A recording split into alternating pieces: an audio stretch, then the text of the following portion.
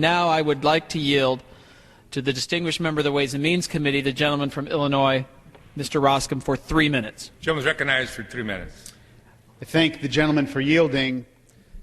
A couple months ago, I'm walking through a manufacturing facility in the western suburbs of Chicago with the entrepreneur that started it. And this is a guy who about 45 years ago is living on the northwest side of Chicago with his wife, and he's a tinkerer, you know, the type of person that goes in the garage and comes up with some idea, kind of a blue-collar guy, a tool and die guy, and he comes up with an idea.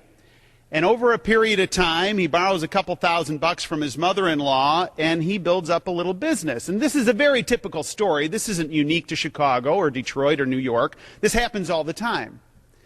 He then builds that business up, and I'm sitting down with him and his son, who's now running it. And the old man's now 70 years old, and I'm walking the plant floor with him. And I ask him, how's business? And he tells me about the travails since September of '08, which we're all familiar with. But it's now a lean operation. And he further says, Congressman, the smart move for me is to put $750,000 into this production line. And he points to a production line on the floor. And I ask him, well, are you going to do the smart thing? And he says, no, I'm not. And of course I ask him, why not? And he says, because Washington, D.C. tells me I'm rich. See, I'm a sub-S and I file as an individual, and Washington, D.C. tells me I'm rich. So that means I've got to hold on to capital because I don't know what's going on. I think my taxes might be going up at the first of the year.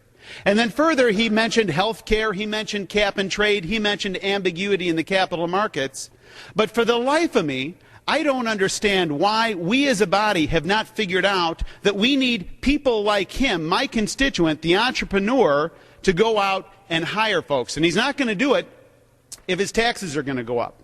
And this is not a uniquely Republican revelation, Mr. Speaker. Peter Orszag recently said that now is no time to raise taxes on anybody. Dr. Christina Romer also argued now is not the time to raise taxes on anybody.